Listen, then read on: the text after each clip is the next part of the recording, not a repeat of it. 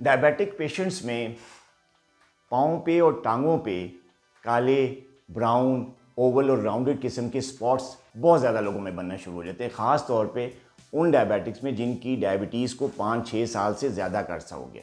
इसको डायबिटिक डर्मोपैथी भी कहते हैं।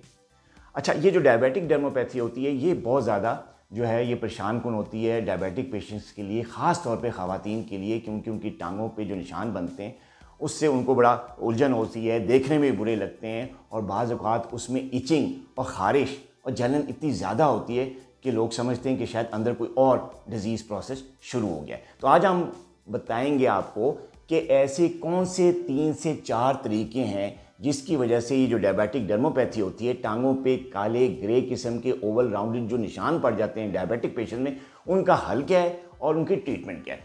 सबसे पहला हल कि शुगर लेवल को आपने कंट्रोल रखना है। HbA1c को किसी भी हाल में 7% से ऊपर ना जाने दें। फास्टिंग शुगर को कभी भी 130-140 से ऊपर ना जाने दें।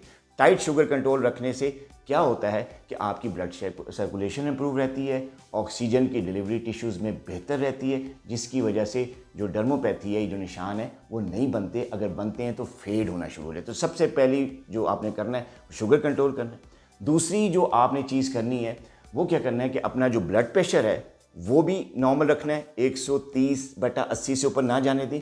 और जो लिपिड कंटेंट है, जो कोलेस्ट्रॉल लेवल है जिसमें LDL है और ट्राइग्लिसराइड है और टोटल कोलेस्ट्रॉल है, इन तीनों चीज़ों को आपने अंडर नॉर्मल लिमिट रखना है। इसके लिए करना क्या है, कोलेस्ट्रॉल को नॉर्मल रखने के लिए, ब्लड प्रेशर को नॉर्मल रखने के लिए आपने ऐसे खाने खाने जिसमें विटामिन B कॉम्प्लेक्स हो, ऐसे खाने खाने जिसमें ओमेगा 3 फिश ऑयल या फैटी एसिड्स हों, जिसमें आप मछली है, अखरोट है, बादाम है, ड्राई फ्रूट्स हैं जिसमें किशमिश और अंजीर ना हो।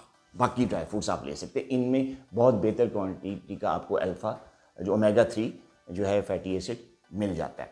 इसके साथ आपने तीसरी चीज़ क्या करनी है, तीसरी चीज़ आपने करनी है कि आपने अपने पाँव की जो ब्लड सर्कुलेशन है उसको तेज़ रखना है, ब्लड फ्लो को बढ़ाते रहना है। उसका तरीका क्या है, उसका तरीका ये है कि कोशिश करें कि रोज़ाना नहीं तो हफ्ते में 2 से 3 दिन जेंटल जो है वो मॉइस्चराइज़र से, किसी भी मॉइस्चराइज़र से या थिंदी क्रीम से आपने टांगों का मसाज करना रेगुलरली, कम से कम 4 से 5 मिनट मसाज जारी रखें।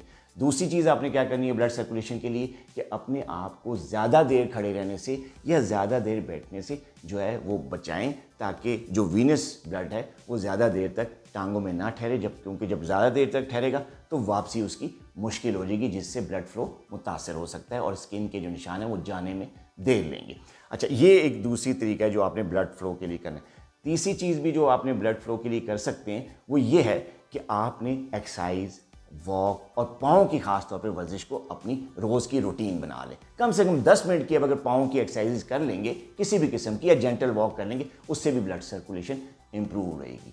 अच्छा, अब चौथी चीज़ आपने इन निशानों से बचने के लिए क्या करनी है, वो करना ये है कि आपने कोशिश करें कि कम से कम 7 से 8 घंटे की नींद रोज़ाना लें और कोई भी जो सोने से पहले किसी भी मॉइस्चराइज़र का इस्तेमाल करें।